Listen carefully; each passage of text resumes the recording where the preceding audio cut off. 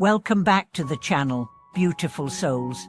Today, we are stepping into one of the most emotionally charged, soul-stirring questions you may ever ask yourself in your lifetime. Do I stay in this relationship, or is it time to let go? When love is powerful, when bonds feel predestined, and when emotions run deep, this question doesn't just live in the mind, it echoes in the heart and lingers in the spirit. And often, at the root of this uncertainty is something many never fully understand: karma. Karma isn't just about cause and effect, it's about energetic patterns. It's the soul's attempt to find harmony through every connection, every heartbreak, every reunion. And love, romantic love, is perhaps the most fertile ground for karma to unfold. So if you've ever felt torn between holding on and setting someone free, this episode is for you. We are going to unpack karma's role in love, not just from a theoretical perspective, but from a deeply practical and spiritual one. We'll explore the signs that your relationship is karmic, how to distinguish between karmic debt and karmic growth, and how to listen to your inner wisdom when the time comes to either commit or consciously release. Let's start with a truth that can't be avoided. Not every great love story is meant to last forever. Some are meant to shake us, wake us, and break us open so that we can heal what's been hidden. These are the karmic relationships that often arrive like wildfires, intense, consuming, and impossible to ignore. You meet someone and everything changes. You feel seen in a way you never have before. The chemistry is undeniable.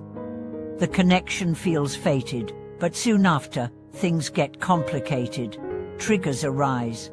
Emotional volatility sets in. Old wounds begin to surface. You tell yourself this must be the one because nothing has ever felt this powerful. And in a sense, that's true. But powerful doesn't always mean permanent. Buddhist philosophy teaches that the people we are most deeply entangled with are often the ones our souls have traveled with through lifetimes. We come back together, again and again, to finish what was left undone, to bring light to what was dark, to balance what was unbalanced, to learn what we couldn't before. Sometimes that means learning to love through pain. Sometimes it means learning to let go through love. The soul doesn't always seek comfort. It seeks evolution, and evolution often requires uncomfortable decisions. That's why the question of marry or let go is not just about compatibility or chemistry, it's about karma. Let me take you into the story of Sophia and Damien. They met in their early 20s. It was instant. Deep, emotional, intense. Within 6 months, they were living together. Their passion was raw and honest, but so were their fights. One moment they were writing poetry to each other. The next, they were breaking things in the kitchen. Friends called it toxic, but to them, it felt real. They tried everything: therapy, spiritual retreats, long periods of separation, but always, they came back to each other. They couldn't explain it, but it felt like their hearts were tied with invisible threads. When they explored their karmic blueprint through past life work, they discovered that they'd been married before in multiple lifetimes. In one, Damien was a soldier who never returned from war.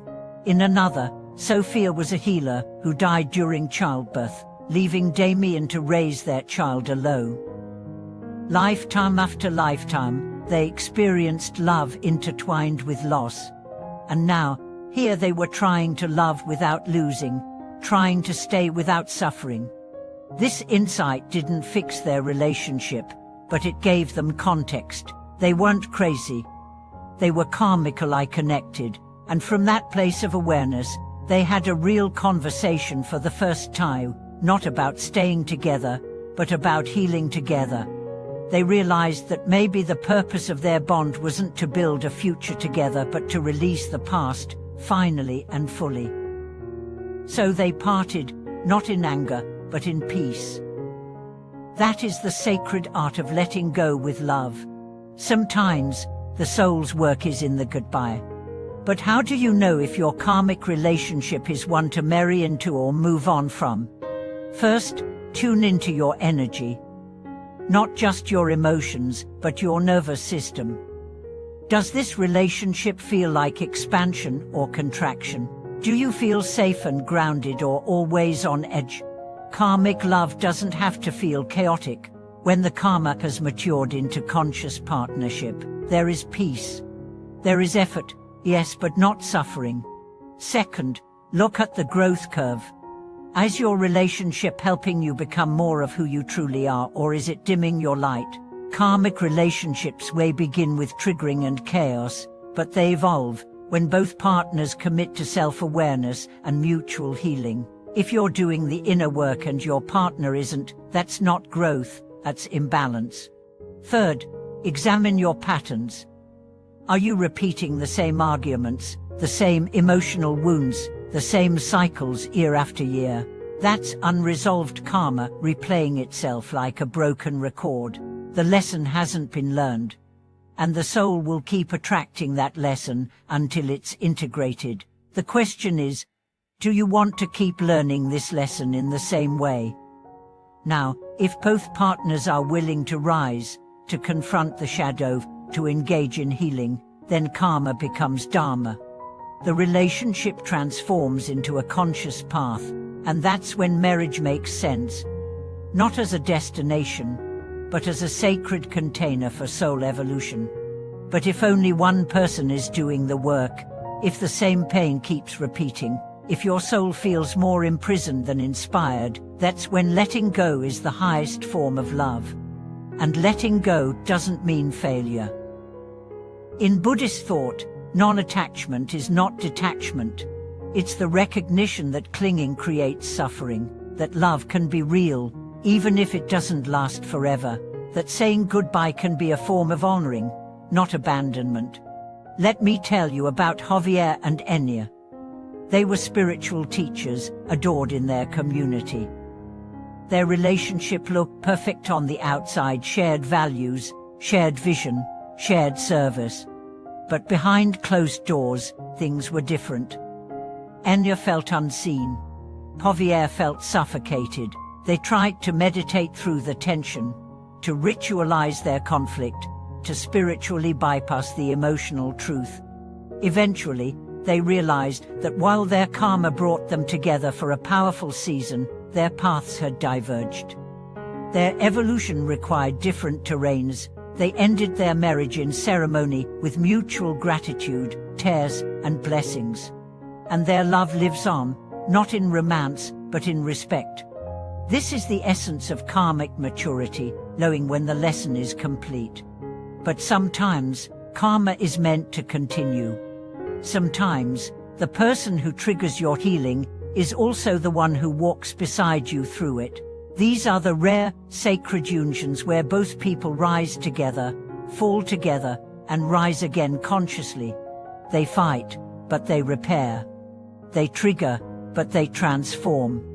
They see the soul beneath the story. And when they say it do, it's not to a fantasy, it's to the work, the daily, sacred, soul-expanding work of loving, growing, and evolving together. So, do you marry or let go? The answer isn't in logic. It's in your body, your soul, your inner wisdom. Ask yourself, when I imagine staying, do I feel peace or pressure? When I imagine leaving, do I feel grief or freedom? Both can be valid, both can be hard, but only one will align with your soul's truth. And here's the most important thing: whether you stay or go, the karma can still be healed. You can still bless the bond. You can still thank the soul for its role in your story. That's where liberation begins.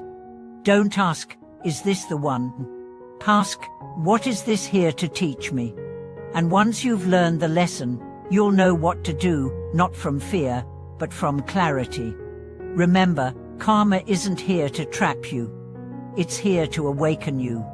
So whether you choose to marry or let go, do it with eyes wide open, heart wide open, and soul wide awake. You are not broken. You are becoming. And love, real love, is never wasted. If this message touched you, Take a moment to share your experience in the comments. Have you been in a karmic relationship? Are you still there, or did you let go?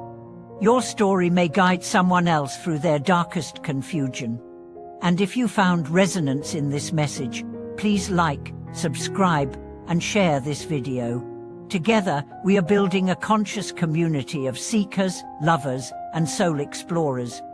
Until next time, trust your soul's path, honor your heart's truth, and remember, no matter what, you are always worthy of love that liberates.